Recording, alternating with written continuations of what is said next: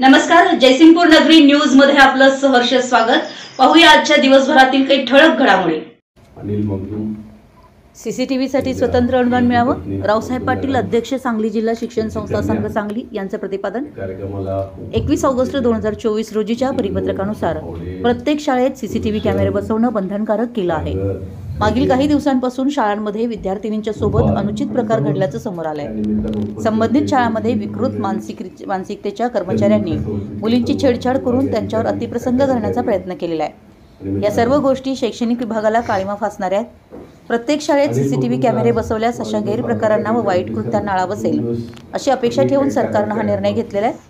सरकारच्या दृष्टिकोनातून घेतलेला हा स्तुत्य निर्णय स्तुत्य असला तरी शिक्षण संस्थांच्या दृष्टिकोनातून हा निर्णय खर्चिक आहे।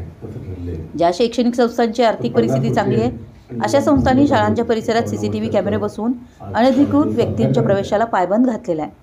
पण 2025 वर्षात सुरू होणाऱ्या 10वी व 12वी परीक्षा केंद्रातील प्रत्येक वर्गात सीसीटीव्ही कॅमेरे बसवावे लागणार आहेत। एखाद्या परीक्षा केंद्रावर अधिक विद्यार्थ्यांचे नंबर आलेले असतील तर त्या संस्थेच्या प्रत्येक वर्गात कॅमेरे बसवावे लागणार आहेत, म्हणजे त्यांच्याही खर्चावर अधिक ताण येणार आहे।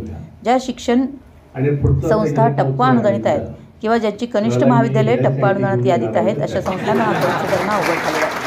ज्या संस्था अनुदानित आहेत त्यांना फक्त 5% वेतनेतर अनुदान मिळतं। हे वेतनेतर अनुदान घरपट्टी, पाणी, वीज व मालमत्तेची दुरुस्ती यावरच खर्च होतो। यामुळे अशाही संस्था सीसीटीव्ही कॅमेरे बसवण्यास तयार नाहीत। जर त्यांना स्वतंत्र वेतनेतर अनुदान मिळालं तर स्वखुशीने या संस्था तयार होतील, म्हणून सांगली जिल्हा शिक्षण संस्था संघाचे श्री विनोद पाटोळे, परा शिवपुत्र अरबोळे, श्रीत RS चोपडे, श्रीत नितीन खाडीलकर, श्रीत अरुण दांडेकर, शशिकांत राजोबा, शिवपुत्र अरबोळे, SK होर्तीकर, वैभव गुरव यांनी ही माहिती दिली आहे। आमच्या जयसिंगपूर नगरी न्यूज चॅनलला लाईक करा, सबस्क्राइब करा आणि हो, स्क्रीनवर दिसत असलेला व्हॉट्सअप नंबर तुमच्या मोबाईलमध्ये ऍड करा।